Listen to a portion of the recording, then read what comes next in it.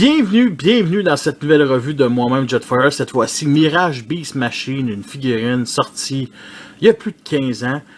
Figurine que j'ai achetée quand j'étais jeune. Malheureusement, elle a cassé. Je l'ai achetée il y a à peu près un mois.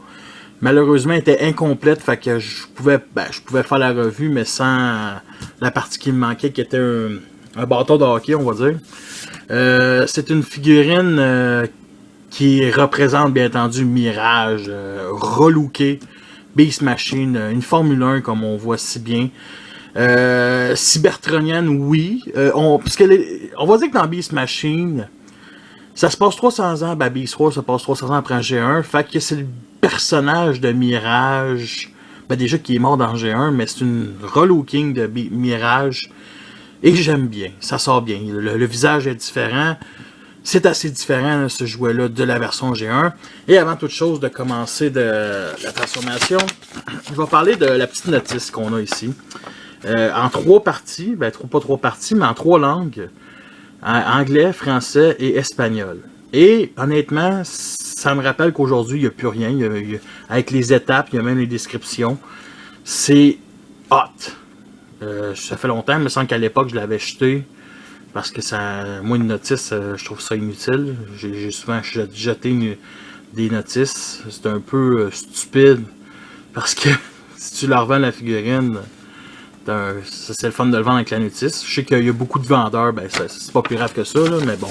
Juste pour dire que la notice, je vais la garder. J'ai un autre Beast Machine à vendre, il manque le bâton de hockey et une des têtes ici qui est cassée. Je le revends à 3$. Il est incomplet, mais c'est quand même un bon prix. Avant de passer à la transformation, on a bien entendu une petite comparaison avec Spice Tree et Scavenger, qui sont 3 basic class. Scavenger, j'ai déjà fait la revue. Et Spice Tree va sûrement venir la semaine prochaine, s'il n'y a pas d'empêchement. Une petite comparaison avec justement Mirage Classique, qui est une version Deluxe. On voit énormément que c'est pas... cette version basique-là est quand même épaisse, assez grosse, assez large. C'est tout à son honneur. Le Mirage est quand même petit, mais pas tant que ça. Ça fait quand même pour la grosseur des jouets classiques. Fait que justement, la description du jouet, on a une belle couleur jaune. C'est pas les couleurs G1. Canon ici, la tête est ici. Les phares cybertroniennes. Le pare-choc avant qui est comme inversé. C'est pour dire, oh, c'est cybertronien. Les roues ici qui est caché avec des lignes jaunes.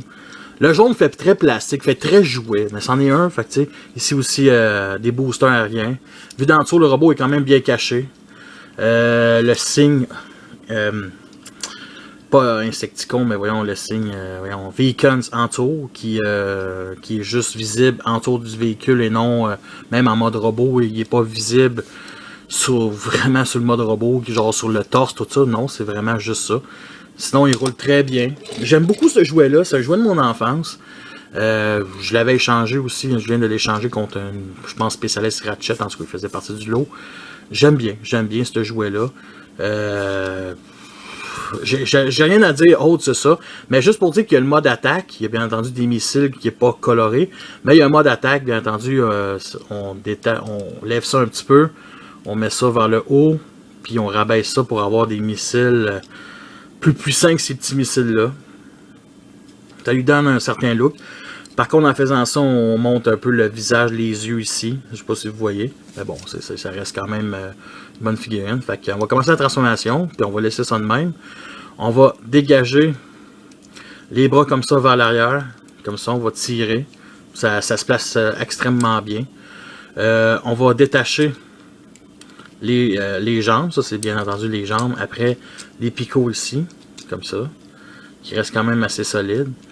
On va prendre cette partie-là ici en haut, puis on va la venir bouger vers le haut, comme ça, pour l'instant. Là, ce qu'on doit faire, c'est former le torse, ça c'est le torse, ça c'est les jambes, fait que on rabaisse les jambes de cette manière-là, comme ça. On tourne 180 degrés la partie de la fourche. On tourne cette partie-là aussi. Ça, c'est une étape un peu oubliée. On déclipse les roues et on fait juste les pousser vers l'intérieur comme ça. Avec un système de glissement. L'autre bord ne fait pas exception. Comme ça. Pour les bras, là ça tient pas vraiment bien. On va lever un peu la caméra. Comme ça. Les bras, on les écarte. Comme ça. On tourne cette partie-là 90 degrés. Ça va former les épaules. On vient descendre ça. Et on place 90 degrés vers l'extérieur. Les bras. L'autre bord ne fait pas exception.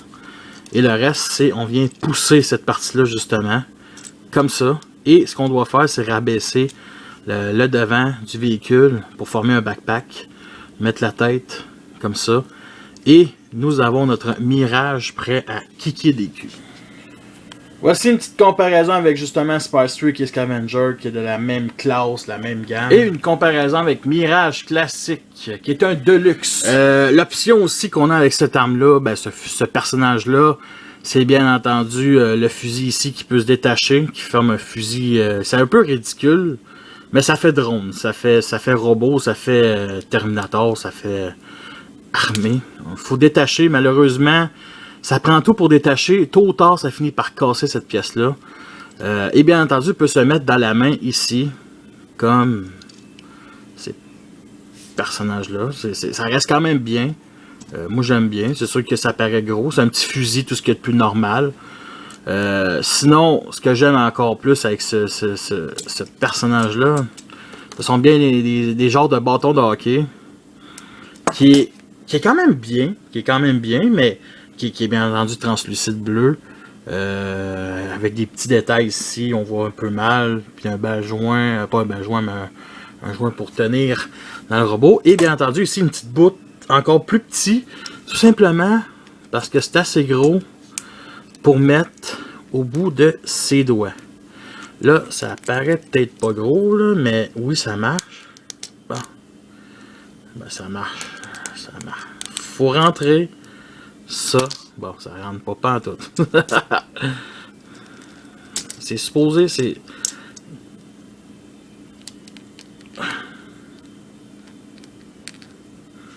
Je vous jure, c'est supposé se mettre dedans, mais là, ça a bien l'air que ça fonctionne pas. Parce que ça me fait chier. Mais c'est pas, je pense arrêter, c'est pas une option. C'est juste du monde qui ont essayé de ils ont trouvé ça, mais... Bon. Ça rentre sur un. On va laisser de même. Ça lui donne un certain look. Il peut se battre à la P.K. Subban, on va dire. Pour ceux qui ne savent pas c'est qui, c'est un joueur de hockey populaire à Montréal, au Québec. Fait que on remet ces armes-là. Et son canon, on le remet ici. Bon, le visage, bon, c'est un look cybertronien. Correct. On voit ses yeux. Pas tant que ça. C'est translucide. Ok, là, ça paraît un peu plus. Mais il n'y a pas de light piping en arrière en arrière au-dessus de sa tête. Fait que ça paraît peut-être moins. Tous ses bras ici, c'est translucide bleu. C'est avec du jaune. Bon, en mode véhicule, ça me dérange moins, mais en mode robot, ça fait... C'est un véhicule. Si ça m'aurait dit que c'est un Autobot ou un Maxima, j'y aurais cru. Mais bon, c'est pas le personnage le plus... c'est un personnage qui flash. Ben, j'aime bien aussi ces détails un peu argentés ici sur les... qui monte aussi en mode véhicule ici, argenté, avec du gris plastique, du jaune, bref, un petit mélange. Le backpack est quand même gigantesque. Bon, c'est acceptable, c'est très acceptable. Le torse est très petit, très mince pour la figurine, mais ça va avec la transformation. Côté articulation, bon, on a la tête qui est quand même sur un bas joint, peut avancer, reculer comme ça. C'est surtout pour placer la tête en mode véhicule. Ici, sur bas joint, peut lever. Ici aussi sur bas joint, rien ses mains. La fourche peut tourner 60 degrés, mais c'est une étape de transformation. Ici, bas joint, très limité par contre.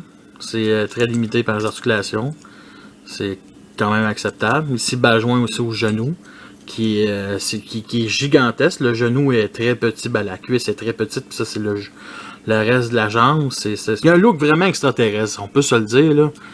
C'est spécial. Fait que côté posabilité, il tient quand même très bien. Il faut l'avouer qu'il y a des énormes talons pour ce type de jouet-là, la grosseur. C'est tout à son honneur. Il est très léger, j'aime bien.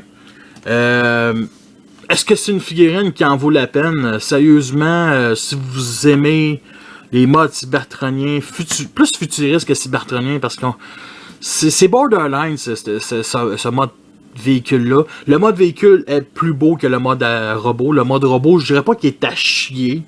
Pas ça, mais c'est pas le mode robot le plus agressif. Mention spéciale à ces pipes en arrière qui forment ici, qui forment un peu... ça reste bien. Moi, je la mets dans ma collection cybertronienne et ça lui rend assez justice. Il existe un repeint de ce jouet-là en jaune, en double pack, je pense, de la gamme Universe 1.0, qui est sorti en 2002. Et le fait qu'il soit jaune pourrait faire un drag strip cybertronien. C'est une figurine que je cherchais plus. Aujourd'hui, je la cherche pas, mais sérieux, si je la vois dans un vente de garage ou dans un lot sur eBay, je risque de l'acheter. Puis pas revendre lui par contre, parce que je trouve les Beast Machines, c'est une petite gamme que j'aime compléter. Fait que sur ça, merci d'avoir écouté cette revue-là. Je vous conseille d'écouter aussi les autres revueurs francophones. Vous savez, je pense déjà tout c'est qui. Fait que sur ça, je vous laisse et à la prochaine.